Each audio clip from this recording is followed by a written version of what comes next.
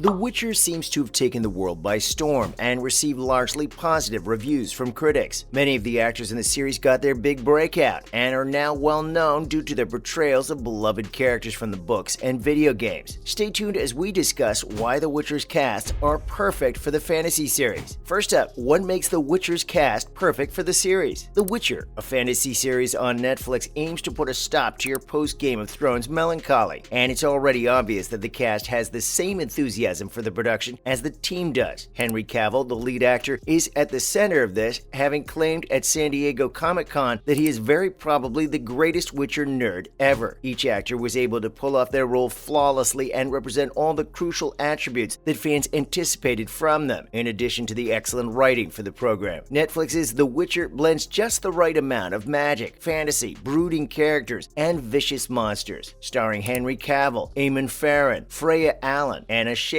and Anya Shalatra. Henry Cavill's love of the games and books helped make him the perfect Geralt, and he was a big-name actor to pull in more viewers. But there are many actors in this series that have appeared in other popular movies and shows. The Witcher already had a strong fan base. Hopefully, the cast members of The Witcher can keep up and continue delivering amazing performances. Here are some of the most amazing actors in the TV series. Let's start with Henry Cavill. Henry Cavill, who played Superman in Man of Steel, Batman vs. Superman, and Justice League, is undoubtedly one of the cast members of The Witcher who is most well known. Additionally, he appeared in Mission Impossible: Fallout with Tom Cruise. One of his first significant parts and his first time as Superman were in Man of Steel. The character of Geralt, played by Cavill in The Witcher, is very different from his Clark Kent persona. Fans find it tough to picture anyone else playing Geralt after watching him in Season 1. Cavill does a good job portraying Geralt, and he also really gets the role. His portrayal is aided by the fact that he has read the novels and played the video game, so he has a greater grasp of the character. Next, we have Anna Schafer. Triss, a significant character and one of Geralt's love interests in The Witcher, is portrayed by Anna Schafer. She played Romilda Vane in the Harry Potter films long before she became a series regular. The final 3 films in the Harry Potter series had Schafer as a character, and she continued to gain sorcery and spellcasting skills in the process. Many fans might not have recognized her because she was much younger when she appeared in Harry Potter, particularly now that Schafer, who plays Triss, has red hair to more closely reflect the character in the novel and video games. Triss would undoubtedly be sorted into Gryffindor if fans had to assign characters from The Witcher to Hogwarts houses, given that Schafer has already played one. Sorcery was the foundation of Anna Schafer's career, and with The Witcher, the magical world has warmly welcomed her back. And now for Mimi Nadewini. Mimi Nadewini has starred in numerous outstanding science fiction films, in addition to portraying the formidable Fringilla in The Witcher. In a Doctor Who episode, Nadewini played Abby, who was aboard a spaceship in dire need of oxygen. In Star Wars: Rise of the Skywalker, she again played a member of the Resistance. Her job as Fringilla in The Witcher is very different from her previous parts, and it's also the first time she's played a character with this much weight and significance. Fringilla Vigo, who went from being a novice sorceress to being a mistress of black magic, was a captivating adversary on Netflix's popular fantasy series, The Witcher. The power-hungry one-time student turned full-time badass stole the show, and this may not be the first time you have seen her steal the stage from higher-billed characters. Up next is Eamon Farron. Even though they are in very diverse genres, Eamon Farron seems to choose characters who are more complicated and disturbed. He's probably best recognized for landing the role of Richard Horne in the Showtime revival of the mystery horror drama series Twin Peaks, and featuring as Cahir in the Netflix fantasy drama series The Witcher. Farron played the antagonist and heavily involved drug dealer Richard Horne in the television series Twin Peaks. He obviously isn't as terrible in The Witcher as he was in Twin Peaks, but he does go down a lot of darker avenues there. Cahir has the opportunity to develop and make wiser judgments in the future because his role in The Witcher is already more significant than it was in Twin Peaks. And now we have Myanna Buring. Since she has been a well-known actress for more than 10 years and has previously portrayed the vampire Tanya in Twilight Breaking Dawn, Myanna Buring is no stranger to playing strong characters. She voiced the character Anna Henrietta in The Witcher 3, Blood and Wine, so die-hard Witcher fans may be familiar with her voice. Rewatching the Twilight films could be worthwhile in order to see Myanna and other unexpected cast members. She was cast in the first season of the Netflix fantasy series The Witcher as Aretuza's rectoress Tissaia de Vries, and the closest thing to a mother that Yennefer ever had. For better or worse, she was the one who discovered Yennefer and forced the innocent teenager through the tortuous training required to become a magician. Now, onto Royce Pearson. Like many other Netflix programs, The Irregulars was terminated despite the fact that it deserved further seasons. The Irregulars gave the well-known story of Sherlock Holmes and Dr. Watson a unique spin, and Royce Pearson played Dr. Watson in the program. Fortunately, Pearson's career wasn't negatively impacted by the cancellation of The Irregulars because he has a reliable role on The Witcher as Istred. It will be good to see Pearson continuing to develop in The Witcher after getting his start in supporting roles in well-known films like Thor: The Dark World. Royce made his debut TV series appearance in 2012 with his portrayal of Lee in a single episode of the comedy drama Stella, and the following years saw him appear in single episodes of many series. Next up, we have Freya Allan. Netflix subscribers have certainly seen members of the Gunpowder Milkshake cast in a variety of television programs and motion pictures. One of the most well-known actresses in the movie, Freya Allan, plays Ciri, who is the younger version of Karen Gillan's character Sam. The Witcher and Gunpowder Milkshake are two of Allan's most significant attempts in the Hollywood industry. With her portrayal of Ciri, she completely wowed the audience and gave the role life. She was able to convey Ciri's naivete accurately while also highlighting some of her difficulties adjusting to life after Sintra's burning. Her growth over the season was quite unbelievable, which helped viewers believe in the plot even more. It will be intriguing to see how Freya Allan handles the fresh difficulties in the upcoming seasons, as Ciri's role alters even more in Season 2. And now, Kim Bodnia. Season 2 of Netflix's The Witcher introduced a few fresh faces to the fantasy drama series. Kim Bodnia is well known for playing Constantine in Killing Eve before he was cast as Vesemir in The Witcher. Additionally, he appeared in the Netflix series The Letter to the King, which has not yet received a Season 2 renewal. Given that he portrayed a big villain in Killing Eve, his character as Constantine is very different from Vesemir. He is Geralt's devoted ally in The Witcher, and both the novels and the video games frequently include his wise counsel. Given Vesemir's significance in The Witcher canon, fans can undoubtedly anticipate seeing more of him in the seasons. Next is Joey Beatty. Joey Beatty may be recognizable to History Channel viewers from his part as Pierre in the 14th century Knights Templar drama Nightfall, given that he's also scheduled to feature in an upcoming show on Billy the Kid. Joey Beatty appears to have found his niche in historical dramas. In The Witcher, Joey Beatty portrays the comic Jaskier, whereas in Nightfall he plays a much more serious character. Jaskier, aka Dandelion, is a fan favorite from both the books and the games. The Witcher's portrayal of the eccentric bard delighted viewers, and Joey Beatty's acting did not let them down. From Jaskier's compassion for his pals to his showmanship, Joey Beatty is able to convey all of his varied characteristics. Fans were won over when he began to perform Toss a Coin to Your Witcher. He embodied Jaskier's characteristically casual demeanor. And finally, Anya Chalotra. Anya Chalotra has made appearances on a variety of television shows, but her role as Yennefer in The Witcher is by far her most significant. She also appeared in Sherwood, Wanderlust, and the ABC Murders. She is a strong sorceress who has a significant impact on each character. She and Geralt have a significant relationship in the series, and Anya Chalotra does a fantastic job of bringing this important character to life. Yennefer can reveal the hurt she felt being abandoned by her family when they are concentrating on her past. She was ashamed of herself for finding magic more difficult than other people did. She also felt ashamed due to how she looked. Anya is able to perfectly portray both of the characters' radically different incarnations. That's it for today's video. Thanks for watching, and we'll see you in the next one.